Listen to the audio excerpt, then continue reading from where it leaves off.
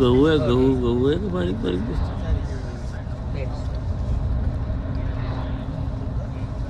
अरे बापरे, काय दिसते हा पठार.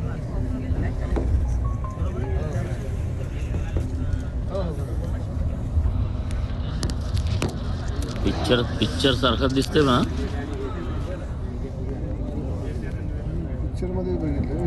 हा, हे पिक्चर मध्ये बघितले असे.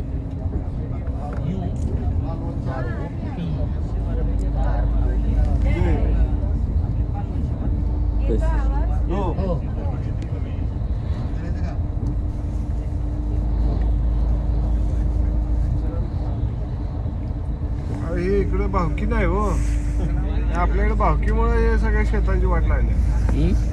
500 पान दिसलं असतं आपल्या भावकी. मॅडम गोल काय आहे या साईडला? काय ना गोल काय आहे? रोल, गवताचे रोल करून ठेवले.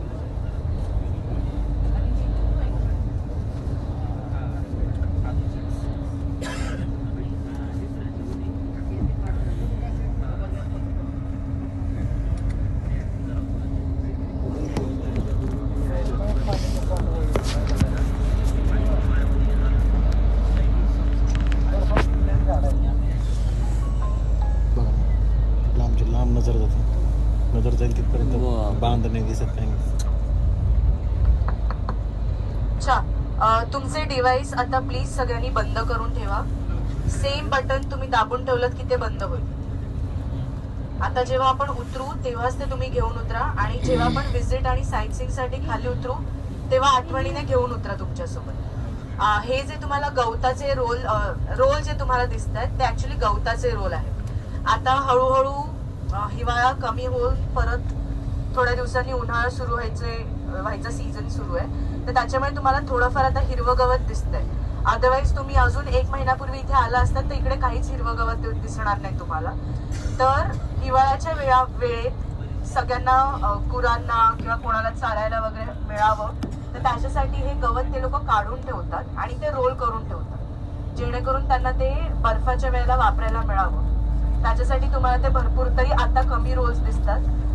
साधारण एक मे जूनच्या दरम्यान प्रत्येक एक किलोमीटर पण नाही, साधारण एक 500 मीटरवरती रोलचे असे साधारण 8-10 रोलच्या अशा रांगांमध्ये दिसतात सगळेच्या सगळे.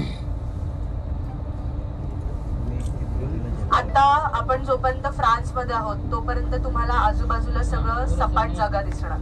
जसजसं आपण देश बदलणार तसतसं तुमच्या आजूबाजूच्या जागा बदलत जाणार.